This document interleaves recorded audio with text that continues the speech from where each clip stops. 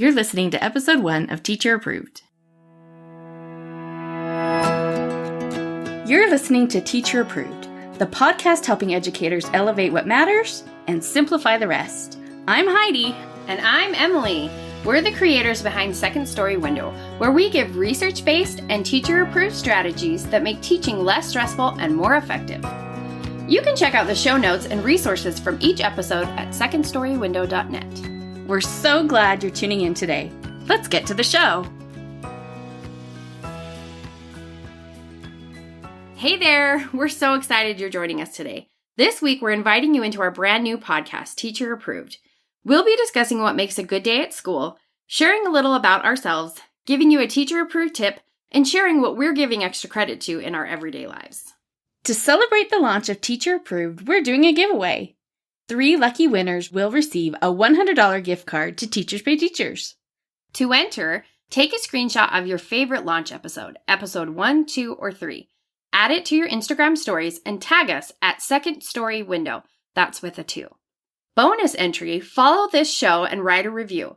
Before submitting, screenshot your review and send it to us in a DM so that we know who wrote the review. Giveaway ends April 4th, 2022. We're going to be starting our episodes with a question of the day, just like we used to do in our morning meetings in our own classrooms. In the classrooms, since we call them morning messages, we figured we might as well call them that here. This week's morning message is, what makes a good day at school? So Emily, what do you think? I feel like any day of school feels like a good day when I've been able to connect with my students. So that might be having a really awesome morning meeting to start the day, or doing a silly brain break together, or doing a read aloud at the end of the day. That was a really connecting experience in my day. And that always made it feel like, okay, we had a good day today. What do you think makes a good day? Oh, I definitely love those moments where you're just like, you're present with your kids and you feel like you're part of this amazing little community. But I really loved a day if I could leave and I was excited to come back again and do it all over. We know that's a good sign if you really want to come back the next day.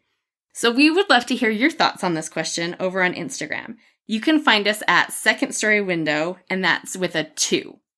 So this week, we wanted to tell you a little bit more about us and our journey. So we grew up in northern Utah. We're babies of the 80s. Heidi, why don't you start telling us a little bit about you? So I'm Heidi. I'm the big sister. And growing up, when I was in high school, I was considering lots of different career paths. But when I started college, I knew elementary education was my calling. And so that's what I got my degree in. And then a few years later, I got my master's in education and a math endorsement. I started teaching second grade in 2001, and I was at a school with kind of a dysfunctional team. So I was just kind of largely left to figure things out by myself, which made the first year really rough. And, I just lived and breathed teaching. I was the only one at the school. I was there all weekend. You know how the first year goes, right? Yes, no life outside of school. Yes, definitely. And then at the end of that year, I switched schools so I could stay in second grade because I knew I didn't have the energy to start over with a whole new grade level. And the new school had its own challenges, but it had an amazing administration. And that really made all the difference in my teaching experience. And yeah, that really does make such a difference. And I really felt like I had tools and support to be able to actually help my students. And that just made such a difference in how I viewed my role as teacher and my ability to help my kids. And how fulfilling your job was. Oh, absolutely. And then after a few years of teaching second grade, Emily got hired to teach second grade at a neighboring school. And I was so lucky to land that position. I wanted second grade so bad. I had just finished my degree in early childhood education at BYU, and I had to just take whatever position was offered to me. And I didn't think there was really any chance I was going to get a second grade position. And so when I did, I was just on cloud 9. I remember that morning that they called me to tell me. And it was amazing, too, that it was so close to Heidi's school. So we were really close by to each other. And honestly, I don't know how I would have done that first year teaching, especially without Heidi, because I also had a challenging team dynamic situation that first year. And I didn't have a ton of support as a new teacher there. So Heidi really saved me. And before school even started, she'd help me plan out the first few weeks of school, like the whole day, what we're going to do. And I'd had centers prepped like all the way through November before school started. And I remember feeling like, oh my gosh, I actually know what I'm going to be doing. I can do this. And we're probably biased, but we do think that second grade is for sure the absolute best grade of school. They're just the perfect age. It's so magical. It really is. They love school. They love you, but they can do a lot on their own. They still believe in magic. It's the perfect grade. It's wonderful. So we would spend our summers just kind of bouncing back and forth between our classrooms. We'd go to like my classroom in the morning and we'd go to Emily's in the afternoon because she had better air conditioning. It wasn't even air conditioning. It was a swamp cooler. It was so loud, yes. blow all the papers around, but it was much cooler than at Heidi's school. So it was a lot of fun. Our mom would come and join us and we'd just make a whole day of it, volunteering our time in our summers. Yeah. Working for free. And we tackled some really big curriculum projects together at that time, including the very first iterations of our second grade morning work, which might be what you know us for, and like our morning messages. Those were all conceived in the summers, planning ahead, trying to get the whole year prep together during those summers. And we would have, people would come in to observe or be visiting at our schools, and they would ask for copies of the stuff that they saw that we were using in our classrooms. I remember I had a team from another school come observe me, and they saw the morning work and were just like, where did you get this? And people started telling us, well, you should sell this. And we thought, like, who would buy to this? who? How? Where? How? What does that even mean? So then Emily moved out of state and kind of wrecked our happy little situation. Teaching partnership. And I moved to a state that you had to have a master's degree to teach in. And so I wasn't able to use my teaching degree. And so I was just trying to figure out what the heck to do with myself. And so that's when Second Story Window was born. We, together that summer, started up a little Etsy shop and we needed to think of a name. So if you've ever wondered where the name Second Story Window comes from, let me tell you. It has nothing to do with second grade. It really doesn't. We were sitting around. I remember sitting together at Heidi's computer, just spitballing names. We were looking up nursery rhymes and just kind of throwing at Little Miss Muffet, like just phrases that we thought would maybe sound like a story name. And so it's a very niche reference. But this phrase, the second story window, comes from an old camp song that's called Threw It Out the Window. So we're going to play a little clip of it here so you can know what we're talking about. Mary had a little lamb, his face was white as snow, and everywhere the Mary went, she threw it out the window, the second story window, and everywhere the Mary went, she threw it out the window. Yeah, we definitely didn't know at that time that we were going to pick a big part of our future. That name would be such a big part of our lives going forward. We maybe would have been a little more intentional. Yes. I have a fondness for it now, but we so frequently have to explain it, and it is a very long name, so that probably wouldn't have been our first choice. But now we're Second Story Window, and we're proud of it. So we started selling on Etsy. We made a little Etsy store, and we started selling some of the phonics games that we had made one of the previous summers. And I offered them as a digital download, which was a very new thing on Etsy at the time. And I also used to mail printed and assembled copies of the games to buyers for so cheap. And I used to do boutiques. I go around and set up our little table with pegboards and the whole thing. Yes. So it was a lot of work doing that. I do not recommend doing these hard copies of products yourself and mailing them. It was so much work. And really we just sort of kind of stumbled along with that Etsy shop. And it was a very small side gig for both of us until 2012. So we're actually coming up on our 10-year anniversary this month. I can't believe it. In 2012, in March, I finally just said to Heidi, I think I'm just going to sign up for Teachers Pay Teachers. And honestly, we didn't know anyone in real life who either sold on TPT or purchased from TPT. We had no idea if it was really worth our while, but we decided to pay that, $60 fee. Felt such a risk. Yes, to sign up with our shop. So I put up a couple of phonics games. Not very much happened for those couple of months. And then once the school was out for the year in 2012, I had made an update to the second grade morning work, and Emily just uploaded it into our TPT store. And I thought if we sold a couple hundred copies of this, it would be amazing. It would be I think at incredible. the time you were thinking 100. If we could just sell 100, I'd just be over the moon. It was insane. And then... And I went and looked at my email recently, and I found the email when I emailed you, we sold 100! And then it just took off from there. The sales just started rolling in, and we didn't know what we were doing, but we just kind of jumped in and learned as we went. Absolutely. And once we realized that TPT was actually where teachers were searching for materials, not Etsy, we started uploading more of those resources that we'd created. And then I very quickly started working almost full-time hours working on this business. And then I had a toddler at the time and I was pregnant. And Heidi started one more year of teaching second grade. Yeah, I finished out the 2013 school year and decided to try and take a leave of absence for a year to see if the business was feasible to support both of us. And my district wouldn't grant the leave of absence, but my principal was like, if you want to come back, of course you can come back, which I appreciated as a vote of confidence. Thanks, Sarah. There. Yes.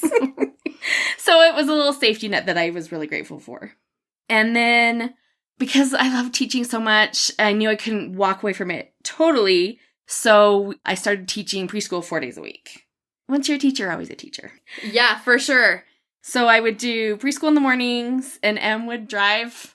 Yeah, at the time I had just moved back to Utah, but I was living an hour away. And so twice a week, I would drive an hour down early in the morning to bring my 3-year-old to the preschool. So that was her first preschool experience ever. And I had the newborn with me and I would try and help as much as I could. Sometimes the fussy baby did not cooperate with that idea, and Heidi was doing it also on the other 2 days that I wasn't there every week.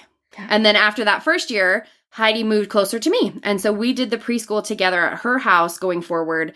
And all of my kids attended our preschool. Which has been so fun, especially because, I didn't get to know Emily's oldest quite as well at first because they were out of state. So it's been great to have that part in their lives.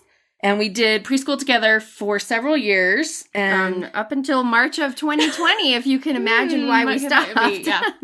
So we put a little pin in our preschool plans, not really sure what we're going to do going forward. We still have all of our preschool. A preschool pretty much set up in the basement where we are right now. Oh, it's so much stuff. But you need a lot of stuff to teach little people. So I loved, after that first year of teaching preschool and running the business, I decided that that's what I wanted to continue doing because I really loved the challenge of preschool, and getting to be a part of that early education was so exciting. And so we've just been doing that going forward. And we just really love creating resources that help make teachers' lives better and easier because we know how challenging that job is and how all-consuming it can feel at times. And anything we can do to help make it easier and help you feel like you're the best teacher you can be, that's what we're passionate about. So now you know a little bit about us. So if you are new to our world, welcome, and we're so excited to get to know you. Now let's talk about this week's teacher-approved tip. Each week, we're going to leave you with a teacher-approved tip, something small and manageable that you can apply in your classroom today. This week's teacher-approved tip is to stop saving for a special day. So Heidi, tell us more about this tip. So often as teachers, we find ourselves holding on to something special until just the right moment, just the perfect lesson. I think you know what I'm talking about, right? Yes. We all have cupboards and drawers full of that stuff because you never know what you might need, right? So for example, I got some cool, snazzy, glittery stickers from Highlights magazine as a thank you. And they were just really nice stickers. I don't know why I was holding on to them. They were fancy. But they just felt so precious. And so it was I can't stick them on any assignment. They need to have a special assignment to go on. And I still have those stickers. I thought you were going to say that when you cleaned out your classroom, you were like, I can't believe I kept these stickers. But no, you still have them. They're right there in that next room. Well, and the thing is, this definitely does not only apply to the classroom. We've all done this in our regular lives. I was just cleaning and organizing my bathroom cupboards, and I came across these really fancy, eye gel patches that I used one time for a special event. And then I was like, I got to save the rest of these for something special. They're probably expired now. That's the thing. You don't use it, it becomes worthless. Yes. But studies showed that, if you have something, then you're like, oh, well, this moment isn't special enough to use it, that anytime you go to use it in the future, you will be weighing it against the specialness of the other times. And so it's never going to rise to that moment of being appropriately special because every time you decide not to use it, it gets bigger and bigger and bigger in your brain. It becomes more impossible to use. So use it. Cluttering your clutter in your mind. There. Yes. So today is special. It deserves whatever item you've been saving. So use the special item. To wrap up each show, we're going to tell you what we are loving and want to give extra credit to in our lives. So Heidi, what are you giving extra credit to this week? Okay, this is probably going back to my special things that I've hoarded, right? But I'm going to give extra credit to an app called the Peek Nest app. It's Peek, like you take a peek at it. It's a visual inventory app to track the things that you use and love. So you set up, in the app, you can set up like a nest, say like your closet or, your junk drawer or whatever. And then you can make little subcategories in that nest to help you find things. So I have a math games nest, and then within there I have categories for like addition and subtraction and place value. So I can look and see exactly what I have. You just take a photo and then it's easy to upload. And then you can search if you need to search for something.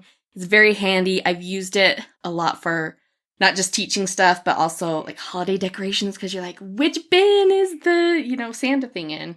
You can and when you're at the store and you're like, do I already have this? I use that all the time. Like this? That is exactly why I needed this app, because I was buying doubles of things.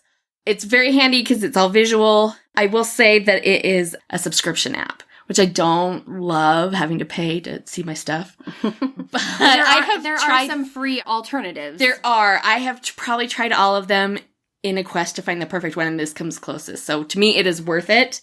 And knowing, teachers out there where you've got all the bins and the boxes and things you need to know to keep track of, I think this could be a game changer for a lot of people to get organized. What about you, Emily? Okay, so I'm giving extra credit to Abbott Elementary. It's a new show on ABC that's about teachers in a public school in Philadelphia. Oh, it's so good. It's so good. And I think teachers especially will just appreciate this show so much. But it is funny to anyone. It is a very genuinely funny show. And the main character is the second grade teacher, so we love that. And the show does a really good job of hitting on like the real experiences of being a teacher, and they have like a really out of touch principal. So that's really kind of fun and relatable for some of us. It really kind of accurately shows the demands of the public and the administration on these poor teachers.